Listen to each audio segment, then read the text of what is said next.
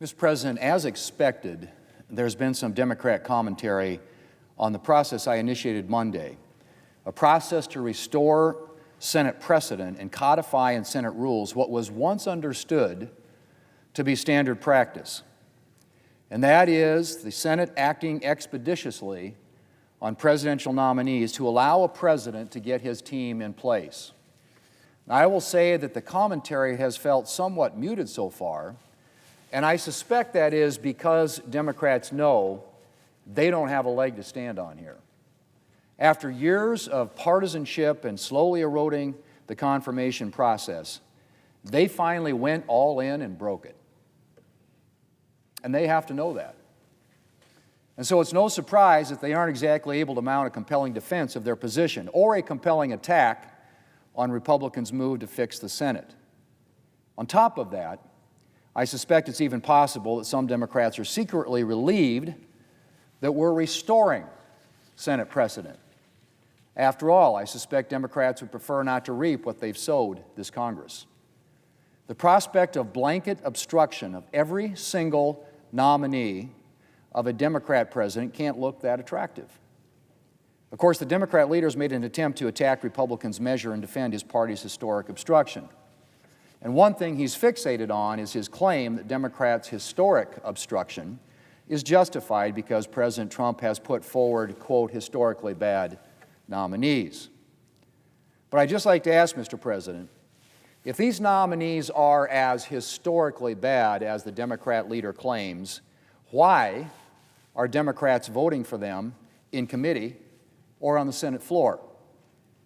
Why have 62 of the 139 civilian nominees the Senate's confirmed so far been confirmed with Democrat support? Why are Trump nominees emerging from committee with bipartisan support? Is the Democrat leader suggesting that his own members are supporting historically bad nominees? On Monday, the Senate Judiciary Committee chairman came down to the floor and asked for unanimous consent to confirm a nominee for U.S. Attorney who was reported from committee by voice vote and who has the support of the 2 Democrat senators from his state. Is this a Democrat leader suggesting that the senior Democrat from Minnesota and the junior Democrat from Minnesota are conspiring with President Trump to put in place historically bad nominees? Mr. President, I completely respect Democrats' right to dislike some, or for that matter, many, of President Trump's nominees, and to oppose nominees that they consider to be historically bad. I've opposed more than one Democrat nominee in my time here. But let's get real here. This obstruction is not about historically bad nominees. The scores of nominees who have emerged from committee with bipartisan support are not historically bad. The U.S. Attorney candidate from Minnesota, supported by the senior Democrat senator from Minnesota and the junior Democrat senator from Minnesota, is not a historically bad nominee. And the only reason the Democrat leader objected to his confirmation by voice vote Monday, along with the confirmation of a Trump nominee who had previously been nominated by President Biden, is petty partisanship.